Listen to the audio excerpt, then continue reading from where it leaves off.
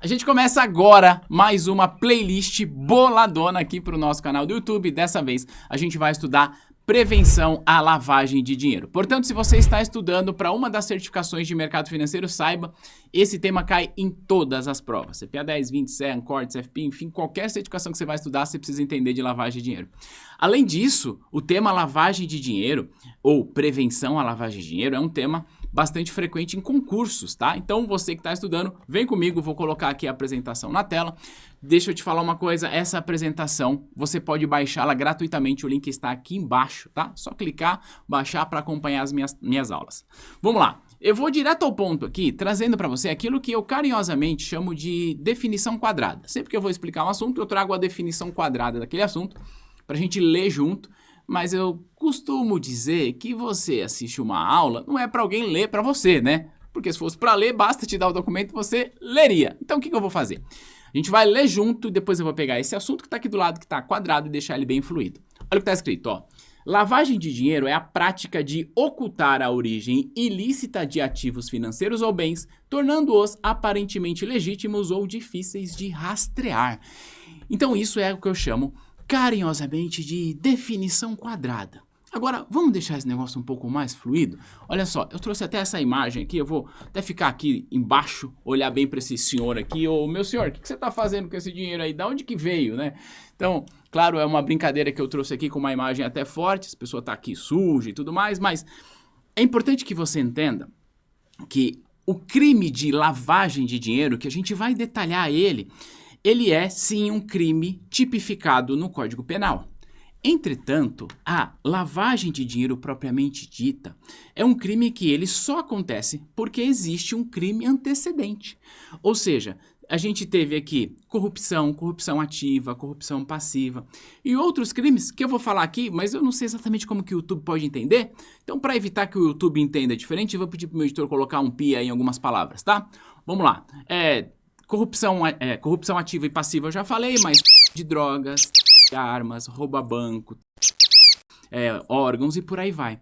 Porque todas essas atividades, desde corrupção até essas que a gente censurou aqui para tomar cuidado com o YouTube, todas essas atividades, elas vão gerar para a pessoa que está envolvida nisso, grana, dinheiro.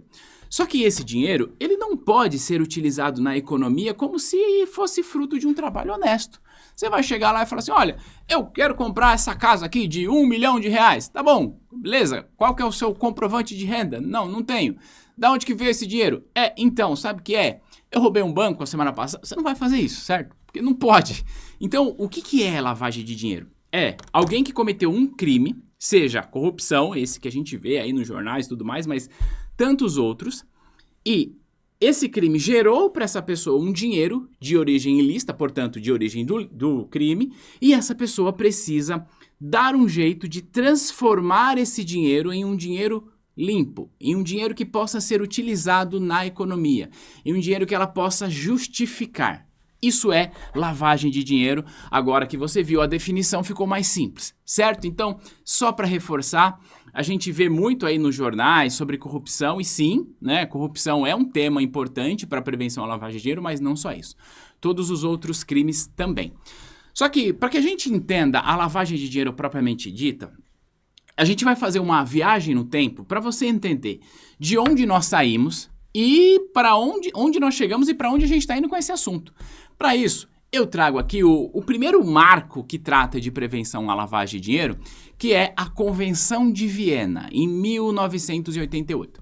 Em 1988, alguns países se reuniram lá na cidade de Viena, na Áustria, para tratar sobre outros assuntos, mas neste dia ficou combinado que os países empreenderiam um esforço adicional para evitar que as suas fronteiras fossem utilizadas ali para transporte de narcotráficos, narcotraficantes, melhor, fugiu a palavra aqui.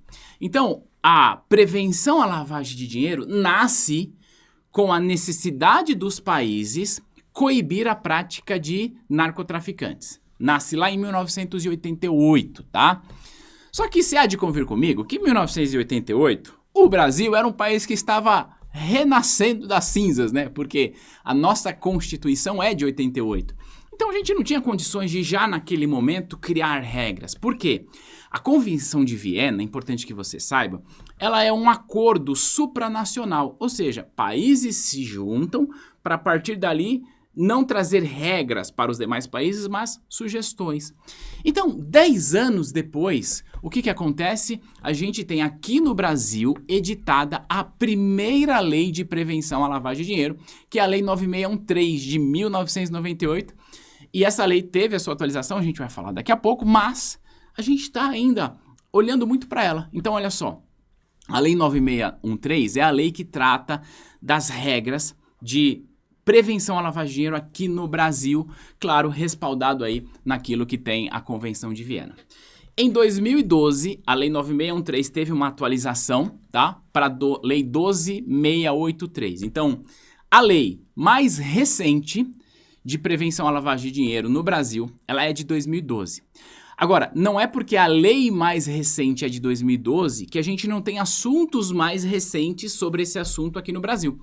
E aí eu trago aqui para você um outro pulo no tempo para a gente falar sobre a circular do Banco Central, que é a 3978, que é uma circular de 2020. Então, em 2020, o Banco Central criou diretrizes para os seus regulados, portanto, as instituições financeiras, certo? E aí, um pouco mais adiante, em 2021, a CVM trouxe aí uma atualização que é a Resolução 50. Por que eu quis fazer essa linha do tempo? Porque é importante que você entenda que o assunto prevenção à lavagem de dinheiro, ele é separado de duas formas. Ele é separado em legislação e ele é separado em regulação. Aí você, uma hora dessa, tá me olhando e falando assim, eu não entendi foi nada. Qual que é a diferença desses dois? Sim, eu vou te explicar, mas antes, olha, se você está comigo até aqui, eu quero só fazer uma pausa aqui para eu me identificar. Eu sou o Thiago Feitosa, professor aqui na T2 Educação. A apresentação que eu estou utilizando tá aqui embaixo, você pode baixar, tá? E se inscreve no canal, ativa o sininho para você não perder nenhum vídeo, porque aqui eu ajudo você a ser um profissional, uma profissional de mercado financeiro completo, porque eu trago aulas como essa aqui, ó, sem economizar conteúdo para você aprender pra valer, tá bom? Então ativa o sininho, se inscreve e compartilha esse vídeo para que mais pessoas possam estudar lavagem de dinheiro e tantos outros assuntos. Vamos lá, explicar para você a diferença da legislação para regulação. Para isso eu vou voltar aqui na tela, tá? Então daqui para cá a gente vai falar que é legislação. Aliás, a Convenção de Viena nem entra em legislação, né? Ó, daqui para cá a gente vai chamar de legislação. Quem é que cria as leis aqui no Brasil? É o Congresso Nacional. E tudo que for lei se aplica a todo brasileiro que está sob aquela lei. Ponto. Ou seja, a legislação é um arcabouço que serve para todas as instituições, todas as empresas. Lá, a legislação vem dizer para a gente quais são as empresas que tem que observar, certo? Então serve para tudo. Só que alguns setores da nossa economia possuem órgãos reguladores. No mercado financeiro nós temos o Banco Central e temos a CVM, certo? Mas a título de exemplo, no mercado de telecomunicações a gente tem a Anatel, no mercado de aviação a gente tem a ANAC e por aí vai. Acontece que esses reguladores, eles vão criar regras para os seus regulados. Então, olha só. A legislação, ela vai servir para todas as empresas, todas as pessoas que precisam observar ali aquela regra. Já a regulação, só quem precisa observar são os regulados. E nesse caso aqui, as instituições financeiras. E por que eu estou te explicando isso? Porque você pode encontrar nos seus estudos aí sobre prevenção à lavagem de dinheiro, você pode encontrar informações que estão contidas na Lei 12683. E ela vai falar, olha, precisa acontecer tal coisa. E aí, quem que vai observar isso? Todas as empresas. Só que se um regulador criou uma regra adicional, a instituição financeira que está sob esse regulador precisa seguir essa regra adicional. Em outras palavras, eu vou dar um exemplo aqui para que fique claro para você. Uma das empresas que precisa observar as regras de prevenção à lavagem de dinheiro, que eu vou falar daqui a pouco quais são, mas uma delas são as empresas que comercializam joias e objetos de arte, certo? Estas empresas, elas não são reguladas pela CVM, pelo Banco Central. Então, o que acontece? Essas empresas, elas vão seguir aquilo que dispõe a lei apenas. A regra que o Banco Central criou, a regra que a CVM criou, não se aplica para essa empresa, porque ela não é regulada. Deu para entender? A regra que o Banco Central criou, que a CVM criou, se aplica, claro, somente para bancos, corretoras e tudo mais. Tá bom? Entendendo essa linha do tempo, essa diferença entre regulação e legislação, agora eu vou mostrar para você quais são as empresas que estão sujeitas à lei de lavagem de dinheiro. Por que é comum a gente olhar para isso? Porque quando a gente está estudando para certificações e tudo mais, a gente está estudando o mercado financeiro, então a gente acha que só banco, só corretora precisa seguir as regras. Mas não é não, tá? Eu vou te contar aqui quais são as empresas que precisam seguir essas regras. Então eu começo, inclusive, falando aqui, ó, de empresas que comercializam joia e objetos de artes. Antes de eu falar das demais, deixa eu só fazer mais uma outra pausa aqui para eu fazer o jabá. Afinal de contas, eu já pedi para você se inscrever, mas eu preciso dizer que esse vídeo é patrocinado pela T2 Educação, que é este canal que está aqui, a nossa escola. E a gente tem cursos preparatórios para as principais certificações de mercado. E se você quiser estudar com cursos completos, onde você terá aulas ministradas por mim, acesso à nossa apostila, acesso ao nosso banco de questões completo, atualizado, você vai ter suporte do nosso time de especialistas para você não ficar com nenhuma dúvida. Um conteúdo organizado para que você otimize os seus estudos e não fique você mesmo tendo de fazer a curadoria. O link do nosso site também está aqui embaixo, tá? Clica, vem conhecer o nosso site, faça a sua matrícula em um dos nossos cursos.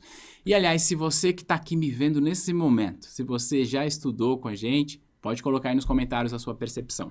Vamos voltar aqui para falar das empresas que são obrigadas a seguir o que dispõe a lei. Então, vamos lá. Claro, empresas que comercializam joias, mas empresas de crédito, factory e arrendamento mercantil. Arrendamento mercantil é uma espécie de crédito. Ele não funciona bem como um crédito, mas ele na prática ele vai funcionar como uma linha de crédito, mas é como se uma empresa estivesse alugando um bem e tendo o direito de comprá-lo no final, tá? Empresas de transporte de valores, tá? Banco, corretora e cooperativa de crédito. Então, esse aqui, por exemplo, é um universo que permeia muito nós que estamos estudando para uma certificação de mercado. Eles precisam seguir o que está na lei. Corretoras de câmbio, empresas de pagamento, tá? Que mais? Bolsa de valores e bolsa de mercadorias e futuros. No Brasil, a gente só tem uma bolsa, mas a legislação traz isso. Então, a nossa B3 precisa seguir o que dispõe a lei de lavagem de dinheiro. Empresas que comercializam e administram imóveis. O que mais? Empresários de artistas e atletas de grande expressão. Isso também precisa olhar porque, de repente, um show que está sendo agenciado por essa empresa tem lá um certo valor, ele pode eventualmente usar isso para lavar dinheiro. Seguradoras e corretoras de seguro e previdência, além de, claro, administradoras de cartão de crédito e credenciamento. Então, estas aqui são as empresas que precisam seguir o que dispõe a lei. Então, tudo que está na lei de prevenção à lavagem de dinheiro, que eu vou falar em uma das próximas aulas dessa playlist, todas essas empresas precisam seguir. Então, vamos combinar uma coisa? Sempre que eu disser a partir de agora, empresas, vou colocar aqui, ó, canetinha branca, empresas obrigadas... Opa, já vai, criança, dando spoiler do que a gente vai estudar. Ó, sempre que eu disser aqui para você a palavra empresas obrigadas, são empresas que precisam observar o que dispõe a lei. Combinado? É isso que a gente vai fazer. Bom, nós vamos fazer o seguinte, eu vou finalizar esse vídeo aqui. Já que eu dei spoiler, a partir da próxima aula a gente vai falar sobre os órgãos de prevenção. Quero lembrar, portanto, para você se inscrever nesse canal, ativar o sininho. Se você está vendo esse vídeo quando ele foi lançado, saiba que na próxima semana a gente vai falar sobre órgãos de prevenção. Agora, se você está vendo esse vídeo em um outro espaço de tempo, saiba, a playlist já está aqui disponível para você, completinha. Você vai entender melhor o papel do COAF, quais são as regras e tudo mais, tá bom? Lembra de baixar a apresentação. Na apresentação você tem um spoiler. Você vai saber exatamente o que a gente vai falar em cada uma das aulas, porque a apresentação que você baixa é de toda a playlist. O link está aqui embaixo. Conta pra mim se você gostou desse vídeo, se deu pra ter um gostinho do que é prevenção à lavagem de dinheiro, um pouco da história e quem é obrigado. A gente precisa avançar, só que a gente vai fazer isso na próxima aula de prevenção à lavagem de dinheiro. Eu vejo você lá. Tchau, tchau.